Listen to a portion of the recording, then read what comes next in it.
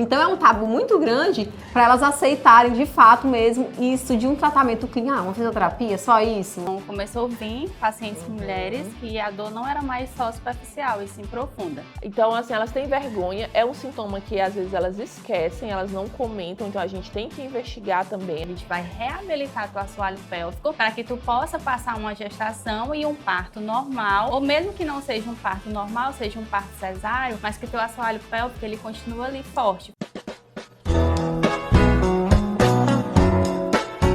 Olá, eu sou a doutora Melry, essa é a doutora Tamara e vai começar mais um podcast Doutoras Pod. Porque a gente pode falar de tudo. E hoje a gente está com uma convidada muito especial, a doutora Beatriz, que é empresária do Instituto Luz, fisioterapeuta, minha amiga, uma pessoa muito especial, muito maravilhosa, uma seguidora de Cristo. E eu quero falar, Beatriz, com você hoje sobre incontinência urinária. A gente está aqui, a gente quer aprender muito com você e eu tenho certeza que o pessoal de casa também quer aprender muito com você. Mas antes de tudo, antes da gente começar a falar sobre incontinência urinária, você vai contar pra gente, se apresentar um pouquinho pro pessoal lá de casa e contar um pouquinho da sua história com a fisioterapia pélvica. A minha história com a fisioterapia pélvica, ela começou quando os pacientes começaram a me procurar com dores abdominais pélvicas. E aí a osteopatia, ela trata de forma superficial esses músculos do assoalho pélvico. E daí, com o passar de algumas avaliações, algumas mulheres foram me procurando e aí muitas delas começaram a relatar dores mais profundas. Então, começou a vir pacientes mulheres que a dor não era mais só superficial, e sim profunda. Foi daí quando me veio uma ideia de por que não fazer a especialidade na fisioterapia pélvica. E aí eu comecei a somar a osteopatia juntamente com a fisioterapia pélvica para que a gente pudesse resolver a causa total daquela mulher que estava ali me procurando. Mas tu percebia que elas chegavam com o diagnóstico, doutora, eu tenho vaginismo, eu quero fazer fisioterapia pélvica, eu tenho perda de urina, eu quero fazer fisioterapia pélvica, ou na tua conversa com elas ali durante o teu tratamento com alguma outra área, elas reclamavam dessas perdas de urina, reclamavam dessa dor, e aí você entendeu que aquilo estava relacionado com a fisioterapia pélvica e era importante você se especializar nisso. Como é que foi? Sim, elas chegam na clínica, elas não sabem, né? O primeiro tem aquela questão do tabu, quebrar aquele tabu para elas entender que perder urina não é normal. Então, muitas acham que perder urina é normal, e quando na verdade não é. E aí, investigando mais a fundo, eu percebi que a osteopatia ela não ia tratar isso, somente a fisioterapia pélvica. Foi daí que eu precisei, literalmente, abrir a caixinha, mostrar para elas que o tratamento ele era algo mais interno e não só superficial. E aí elas começaram, vem várias interrogações, mas por que não nenhuma ginecologista ainda tinha me abordado esse assunto? Né? Então, às vezes, muitas mulheres passam pelas ginecologistas e não é abordado esse tipo de assunto com elas. E esse tema é muito assim porque na cabeça das mulheres também, quando o problema é detectado, só se resolve com cirurgia. Isso. Ainda tem esse tabu em relação ao tratamento. Até porque eu acho que hoje em dia um tratamento clínico, ele é até difícil mais a paciente aceitar, entendeu? Para ela, na cabeça dela, não vai servir. Não vai resolver. Porque fulano fez com cirurgia, teve esse mesmo problema e só resolveu com cirurgia. Então, é um tabu muito grande para elas aceitarem, de fato mesmo, isso de um tratamento clínico. Uma fisioterapia, só isso? Essa mulher vai me ajudar a fazer um movimento e eu vou ficar boa assim? Como assim? Na verdade, o que acontece? Muitas dessas mulheres, elas vão empurrando isso com o passar do tempo. E aí, juntamente com isso, entra o processo de envelhecimento e a gente sabe que o assoalho pélvico, ele é uma musculatura que ele sustenta os órgãos pélvicos. A gente tem bexiga, útero e intestino. E aí chega uma hora que essa musculatura ela não consegue mais segurar os órgãos pélvicos e aí acontece o prolapso. E aí, nesse caso, é onde entra literalmente a cirurgia. Então, por que fulano fez a cirurgia, por que fulano teve prolapso e resolveu, vai acontecer comigo também. E quando na verdade não é. E eu percebo também que elas têm um pouco de vergonha Na verdade, esse receio de chegar assim no consultório e falar: ah, minha bexiga tá baixa. Na verdade, elas chegam: doutora, eu quero que a senhora veja se a minha bexiga tá baixa. Mas você tá perdendo urina para você espirrar, para você tossir. Então, assim, elas têm vergonha. É um sintoma que às vezes elas esquecem, elas não comentam. Então, a gente tem que investigar também, a gente tem que perguntar, porque dificilmente elas chegam falando. Então, a gente tem que perguntar: você está perdendo urina? É uma pergunta que eu sempre faço ali no exame físico, porque elas esquecem, acham que é normal, tem esse receio de falar que eu sinto essa bola saindo da minha vagina. Acham que por estar na menopausa é normal perder urina. Ah, mas é normal, todo mundo que está na menopausa vai passar por isso, vai perder urina. E quando na verdade não é. E é isso que a doutora falou também, né? Às vezes até na ultrassonografia, né, Melhor? Elas chegam lá para fazer ultrassom e aí, doutora, vê aí se minha bexiga tá baixa. Exatamente. Se a minha bexiga tá baixa. E, assim, a perda de urina não necessariamente está relacionada com a bexiga baixa. Você pode ter uma bexiga baixa e não perder urina, assim como você pode perder urina e não ter uma bexiga baixa, né? Isso. E é interessante também porque elas pensam que, às vezes, não, só quando eu rio muito, eu perco urina, entendeu? Eu disse, não, mas não é assim. Mas é verdade. Eu vou na academia, faço um pouco de peso, quando eu faço exercício, eu perco um pouquinho de xixi. Não, mas não é assim. Tem que falar isso para sua ginecologista, porque pode ser alguma coisa. Então, às vezes, porque durante o exame de transvaginal, a gente costuma conversar bastante. Às vezes, se ela dizer algum sintoma ali que ela já tem, que ela tenha, que possa me ajudar no diagnóstico. E às vezes elas falam isso. Ah, doutora, mas é assim, só se eu tossir com a bexiga cheia. Porque se eu tossir normal, eu não perco urina. Isso acontece muito, é verdade. Não é bem assim. A gente tem uma fase que é chamada a fase de climatério, que nada mais é o processo ali que a mulher está saindo da fase jovem, entrando no período pós-menopausa, e como tem a perda de hormônios, né, estrogênio e progesterona, então tem essa oscilação de hormônios. E aí, por conta disso, elas acham que a perda de urina vem por conta da pós-menopausa. E existe, sim, mulheres que estão passando pelo processo pós-menopausa e que não perdem xixi. Porque o grande diferencial está no reparo e na reabilitação desse assoalho pélvico ao longo do trajeto da vida dela, desde da menstruação até a fase adulta. Eu tenho uma pergunta. Doutora, então, uma mulher que ela não tem nenhum sintoma, é indicado fisioterapia pélvica para ela, assim, de forma profilática, e quando? Sim, a prevenção. A partir de quando? Sim, a prevenção ela é sempre o primeiro passo, né? E aí é interessante, vamos supor, primeira gestação, gravidez. É o primeiro passo ali, iniciou ali, passou o período do primeiro trimestre, a médica que estiver lhe acompanhando no pré-natal, já te liberar para fisioterapia pélvica. O que a gente vai fazer? A gente vai reabilitar teu assoalho pélvico para que tu possa passar uma gestação e um parto normal, ou mesmo que não seja um parto normal, seja um parto cesáreo, mas que teu assoalho pélvico ele continue ali forte, fortalecido, para que ele não venha ter uma desorganização. Porque o que acontece? Com a gravidez, o bebê está crescendo, o útero cresce, o líquido amniótico aumenta e tudo isso gera um aumento de pressão intraabdominal. E esse aumento de pressão intraabdominal ele é dividido nos músculos do diafragma, dos músculos do abdômen, coluna e assoalho pélvico. Quando eu não tenho toda essa organização nesse sistema, somente o assoalho pélvico é sobrecarregado. Então, se ele não é bem fortalecido, não tem uma resistência ali, aí vai causar a perda de urina. Porque o próprio músculo detrusor e o esfíncter, que estão ali responsáveis por prender o xixi e soltar o xixi na hora da micção, ele não vai ter mais esse controle. E a gente vê muito isso não só nas pacientes que tiveram parto vaginal, como você falou. Eu vi na internet o caso da Vitube, por exemplo, que teve a questão da perda de urina mesmo tendo passado por um parto cesárea. Então, não é só a questão do parto vaginal, né? Você carregar o peso do bebê, o peso de uma placenta, o seu próprio peso que vai aumentar durante a gravidez.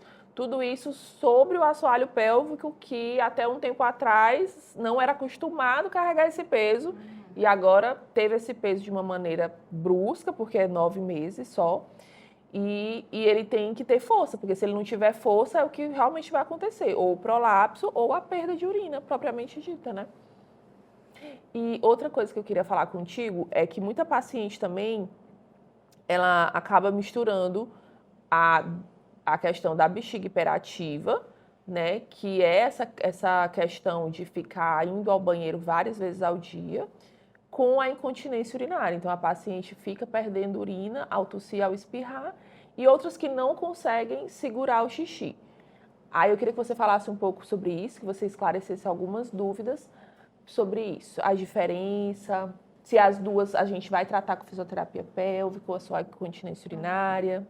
Sim, há diferença entre a bexiga imperativa com a bexiga normal, com a perda de xixi ao tossir, ao espirrar, ao correr, ao pular, enfim. Na bexiga imperativa, a gente precisa ativar o nervo tibial anterior, que é um nervo que fica na região da canela. E com isso, a gente, dentro da fisioterapia pélvica, a gente utiliza uma corrente, é uma corrente elétrica, que vai passar informação e essa informação vai chegar até na sua bexiga. Para que essa informação, a sua bexiga imperativa, a gente consiga diminuir o que está em simpaticotonia e em parasimpático. E aí, dessa forma, no período da noite, quando ela for dormir, não precisa ela estar se levantando várias vezes à noite para ir até o banheiro. Além disso, é a terapia comportamental. A questão da ingestão de água e até o horário que se deve parar é importante também nesses casos da bexiga hiperativa. E aí, nesse caso da bexiga hiperativa, por exemplo, a gente pode ficar segurando a urina, tipo, não vou agora, calma, bexiga, deixa de ser doida. Não é bem assim, não pode. Porque o que é que acontece? Se vocês fizerem isso, sentiu a vontade de fazer xixi e não for fazer xixi, vocês podem inflamar essa questão da uretra. E aí, o xixi ele já está aqui. Conforme vai fazendo movimento e tudo mais, o xixi ele pode subir, né? Para que vocês possam entender. Para a região da uretra e aí vai levar micro-organismos e vai causar infecção, né? E vai causar infecção. Por isso que não pode. O correto mesmo é a terapia comportamental e juntamente com isso tem muitas orientações, como a questão da cafeína, que precisa ser tirada, questão de bebida alcoólica também precisa ser retirado. O açúcar também precisa ser retirado. Alguns tipos de chás, que às vezes a pessoa acha que está tomando chá, que é chá, é natural, é saudável, e na verdade tem alguns chás também que podem irritar a mucosa da bexiga, o cigarro, farinha, pimenta, tudo isso, né? Tudo isso resume a alimentação. Então, essa terapia comportamental, ela envolve tudo isso, até mesmo o horário onde a pessoa encerra ali a ingestão de água para poder dormir e tirar o seu sono tranquilo. E a própria ansiedade também, né? Eu vi que a ansiedade também, ela pode causar isso, a paciente ficar levantando várias vezes à noite para fazer xixi, acha que está com infecção urinária e às vezes é uma ansiedade, que às vezes a paciente nem sabe. E a gente consegue fazer o diagnóstico através disso. Precisa realmente diagnosticar se há uma ansiedade por trás disso ou não. Uma dúvida das pacientes sempre existe algum exame? Isso aí é clássico, gente, pelo amor de Deus. Que elas chegam com essa impressão de que elas vão fazer um exame e vai sair lá, incontinência urinária. Exatamente. E o diagnóstico é clínico, gente, tá? É clínico, procura ginecologista, fisioterapeuta. Dá para fazer só em uma consulta mesmo. Aí, às vezes... Tem casos e casos, mas assim, grande maioria dá mesmo. Porque elas chegam lá, tipo como se fosse um exame de rastreio para incontinência urinária. Porque aí o estudo urodinâmico é para as pacientes que ou a gente tem muita dúvida no diagnóstico dessa paciente, a gente não consegue diferenciar se é uma bexiga hiperativa, se é uma incontinência urinária, ou a paciente que a gente já tentou um tratamento e a paciente não responde, uma paciente que a gente às vezes precisa indicar uma cirurgia e a gente acredita que pode ser uma mista, né, uma incontinência urinária, uma hiperativa, porque aí só a cirurgia não vai resolver também. Então, além da gente indicar a cirurgia, a gente precisa indicar a fisioterapia pélvica. Eu, particularmente, sou suspeita para falar como ginecologista, porque eu venho batendo muito nessa tecla de fisioterapia pélvica. Eu faço fisioterapia pélvica desde quando eu descobri que estou grávida e falo muito sobre isso, prego muito sobre isso, porque eu acredito muito na terapia, tanto da prevenção quanto da reabilitação, na ginecologia, não só para incontinência urinária, mas para outras doenças do assoalho pélvico também. Eu gosto muito e eu acredito muito no tratamento, apesar de que ainda eu percebo que a gente tem muito preconceito na nossa região, no interior do estado, justamente por isso que a doutora Melry falou. As pessoas acham que tudo é cirúrgico, que tudo vai resolver com cirurgia. E cirurgia é um procedimento invasivo que também vai trazer complicações. A gente não pode achar que tudo se resolve com cirurgia. Cirurgia resolve muita coisa, eu amo cirurgia, eu amo operar, mas... Coisa que só resolve com que cirurgia. só resolve com fato, cirurgia. Por isso que a gente tem que deixar a cirurgia para esses casos. Mas tudo tem os seus benefícios, assim como também tem os seus contrapontos, né? Seus malefícios. E além da bexiga imperativa, dando continuidade na pergunta, a gente tem os tipos de incontinência urinária, que é a incontinência urinária de urgência, a incontinência urinária mista e a incontinência urinária por esforço. Por esforço. Então, ao tossir, ao espirrar, ao simples empurrar uma mesa. Doutora, eu estava aqui limpando a casa e eu fui empurrar a mesa para mim varrer. E aí, de repente, eu fiz xixi na calcinha, o xixi desceu pela perna. Isso é um tipo de incontinência urinária por esforço. Já a incontinência urinária por urgência é aquela incontinência onde você sentiu vontade de fazer xixi e tu não consegue chegar nem até o banheiro, porque antes mesmo de chegar na porta, já fez xixi na calcinha. E a mista é uma mistura da de esforço com a de urgência junto. Acontece tanto na hora de chegar ao banheiro como na hora de fazer algum esforço. Atletas também acontece bastante, não é só esse período de menopausa, dos 40, 50 a 65 anos, não. Eu atendo todos os dias casos de atleta no consultório que chega para mim porque estava no CrossFit e aí estava lá, levantou a barra, fez o terra e aí de repente caiu o xixi no chão. Uhum. Acontece Os demais. exercícios de forte impacto, né? Forte impacto. Assim como mulheres jovens, mulheres na faixa etária de 20, 25 anos que estão na academia fazendo o exercício do leg press e aí na hora da fase concêntrica do músculo, foi lá e aconteceu também a perda de xixi. Então, nesses casos, a gente considera a incontinência urinária por esforço. E aí, na maioria dos casos, o que é que acontece? Essas mulheres, elas procuram vídeos na internet e elas veem os exercícios de Kegel. Uhum. E acham que somente os exercícios de Kegel vai resolver. E quando, na verdade, muitas mulheres que realizam o exercício de Kegel, em vez de melhorar, piora. Porque o que acontece? Nem toda mulher precisa contrair. Muitas delas precisam relaxar. Entendi. Então, trazendo a fisiologia da micção, o músculo ele tem a hora de contrair e tem a hora de relaxar para que o sistema urinário ele possa vir acontecer, né, na hora da micção. Uhum. E aí, o problema não está só em contrair, só em segurar o xixi. Muitas sentem a dificuldade também na hora de relaxar.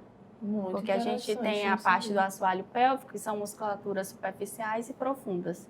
E aí, nem sempre o problema está na musculatura profunda. Às vezes está na musculatura superficial. E aí é necessário uma avaliação e não necessariamente você se fazer o exercício de Kegel,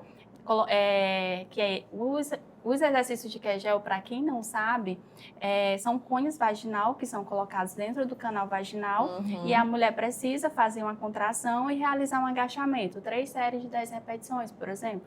Entendi. E aí, os músculos internos da vagina estão todo o tempo em contração. E aí eu te pergunto, em que horas que esse músculo vai ter que relaxar? Porque uma hora ele vai ter que relaxar. E uma outra coisa também, Beatriz, é no tratamento da incontinência urinária, do que eu já li, né? Porque os tratamentos hoje, como a radiofrequência, o laser de CO2, também são excelentes tratamentos para a incontinência urinária. Mas quando a gente consegue associar o tratamento do laser de CO2 ou da radiofrequência com a fisioterapia pélvica, isso é fantástico, né? A gente consegue ter resultados positivos em mais de 80% dos casos. Então, é um número muito alto que surpreende bastante. Então, se a gente conseguir associar as duas coisas, é muito benéfico assim, para a paciente.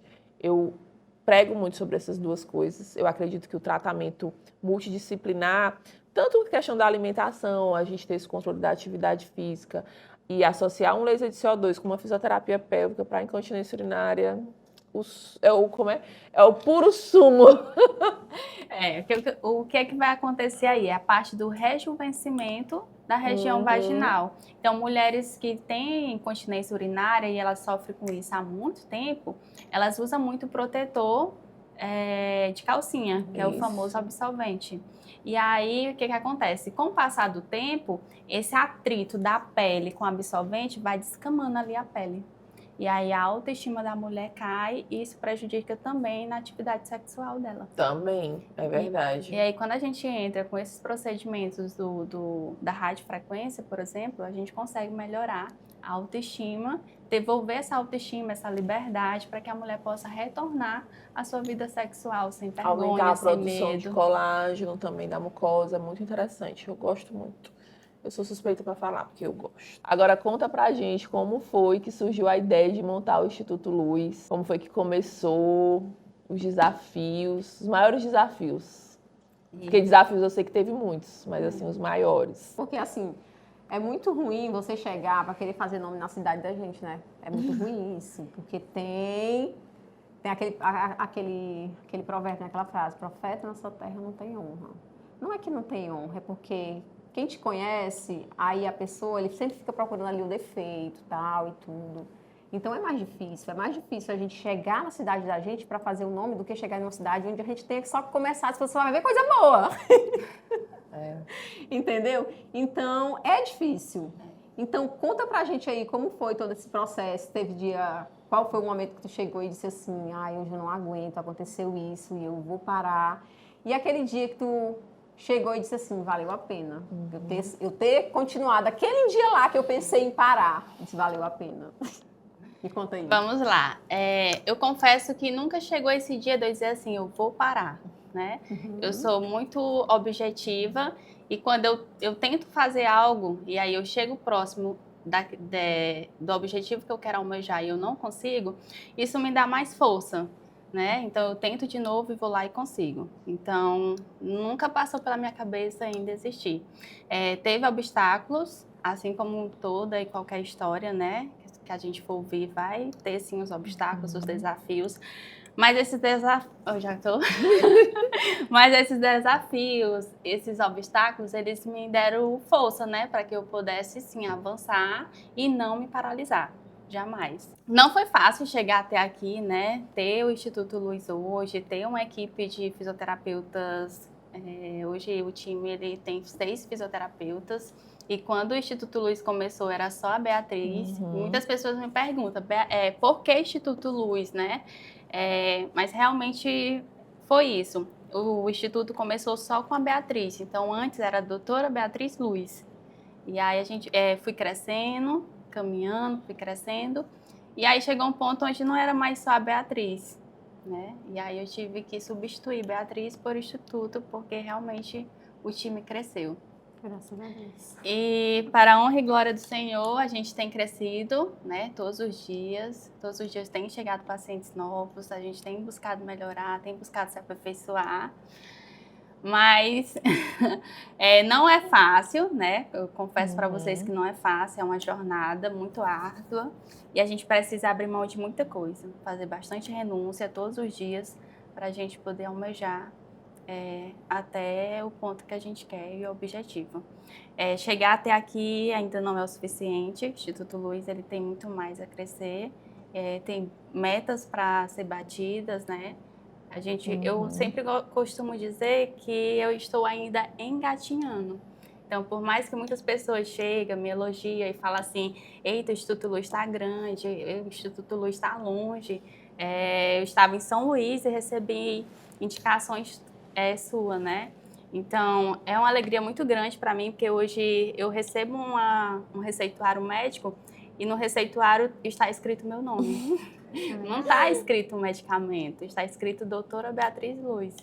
E isso me deixa lisonjeada, porque tem neurocirurgião de capital, né, de São Luís, que me Reconhece indica, teu que trabalho, reconhece meu né? trabalho, né? E a gente não precisou se conhecer pessoalmente. Foi a troca de pacientes, resultados chegando lá, pacientes que vieram até a mim e aí voltaram com resultado e a gente foi tendo essa visibilidade.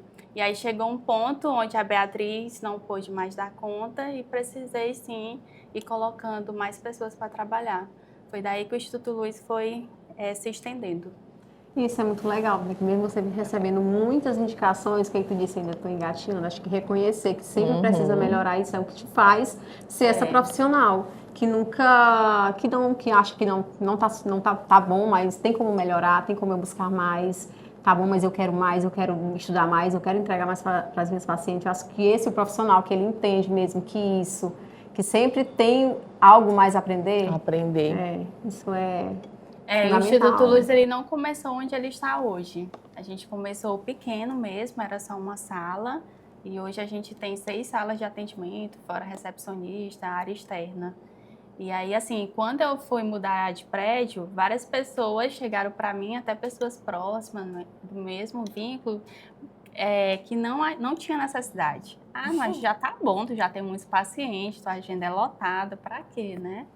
E aí muitos não sabiam que eu queria realmente crescer no ramo do empreendedorismo, para não ficar só a Beatriz atendendo, né? E o objetivo é ir aumentar ainda mais um time, mudar de prédio. Voando. O prédio que a gente está hoje não é o prédio que vai ficar. E é isso, gente. Que lindo. Isso é ótimo, eu conhecia, conhecendo agora. Então é muito bom. Eu só te apresento pessoas, tu já viu o nível, o patamar das pessoas que eu te apresento? É só gente fera. Alto clero, minha amiga, aqui. Gente, eu conheci a Beatriz através do meu esposo, foi quem me apresentou a Beatriz, porque ele já é cliente dela. É uma pessoa que eu admiro demais pela história, pela trajetória, pela mulher forte que ela é, como ela se entrega ao trabalho dela, aos pacientes dela, como ela se entrega à clínica dela, e com certeza ela vai colher os frutos de tudo isso. Está colhendo os frutos de tudo isso, né? Não poderia ser diferente, ela está colhendo tudo que ela vem plantando durante todos esses anos. A Beatriz entendeu o verdadeiro significado de empreender, que é servir pessoas. Ela entendeu que servir as pessoas é muito maior do que o nome dela, então por isso ela deixou de ser a Beatriz, virou o Instituto Luz, porque ela entendeu que ela precisava ajudar o maior número de pessoas possíveis, de pessoas com dor, né, amiga, com pessoas mulheres que vêm sofrendo com essa questão de ressecamento vaginal, de dores na relação, da perda de urina. Enfim, eu admiro demais, tenho um carinho enorme. Sigam a Beatriz no Instagram, vocês vão amar, lá tem muito conteúdo bom. Beatriz, define aí pra gente o que é saúde para você. Doutora, a saúde ela vai muito além da gente apenas resolver uma dor. Saúde é devolver qualidade de vida. É a gente receber aquele paciente e não tratar somente aquela causa daquele problema. Vai muito além. É devolver funcionalidade, devolver uma melhor, trazendo dentro da incontinência urinária, né, que a gente abordou aqui. É devolver para essa mulher um retorno à sua atividade sexual, melhorar a qualidade de vida dela, do esposo, da família, ter essa liberdade, ela voltar a viver sem medo. Isso sim é saúde. Ai, que lindo. Ela é linda, né? Te falei que ela é linda. E a gente fica por aqui, finalizando mais um episódio do Doutoras Pode. Porque a gente pode falar de tudo. E se você tem perda de urina, procure uma ginecologista, procure uma fisioterapia pélvica, porque existe tratamento. Se inscreva nesse canal e ative as notificações para ficar ligado por tudo. E até o próximo. Tchau!